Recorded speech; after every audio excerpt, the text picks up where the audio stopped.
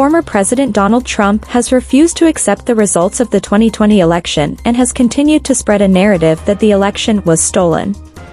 It came out back in the summer that following his defeat, the then-president spoke to Arizona Governor Doug Ducey and pressured him to overturn the results in the Grand Canyon state. According to the Washington Post at the time in July of this year, Trump called Ducey and asked the governor to find a fraud that could help him overturn the loss in the state. Trump narrowly lost Arizona to Joe Biden by fewer than 11,000 votes.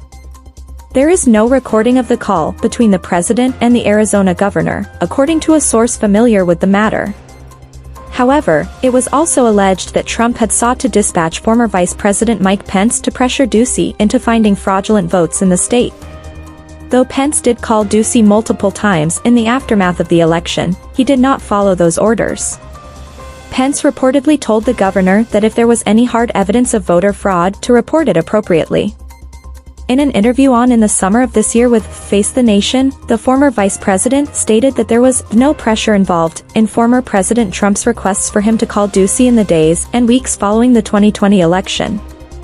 I did check in with not only Governor Ducey, but other governors in states that were going through the legal process of reviewing their election results, Pence told Face the Nation moderator Margaret Brennan. But there was no pressure involved. Margaret, I was calling to get an update. I passed along that information to the president. It was no more, no less, than that. A spokesperson for Ducey told ABC News via a statement back in the summer that this new reporting was nothing more than a copy and paste of a compilation of articles from the past 2 years, disguised as something new. Governor Ducey defended the results of Arizona's 2020 election. He certified the election, and he made it clear that the certification provided a trigger for credible complaints backed by evidence to be brought forward.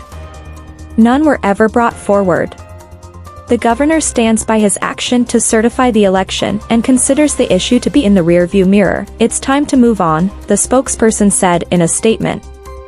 In addition, a spokesman for Ducey told CNN last week that the former governor had not been contacted by the Office of Special Counsel Jack Smith, who is currently investigating efforts by Trump and his allies to overturn the 2020 elections.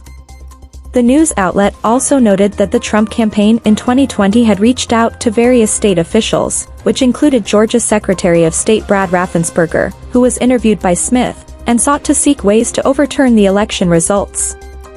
In Georgia, Trump reportedly asked the Secretary of State to find 11,780 votes. At the time, the Trump campaign has responded to the reports from the paper of record, maintaining that it is still the former president's view that the 2020 presidential election was rigged and stolen. However, it did not refute the actual reporting.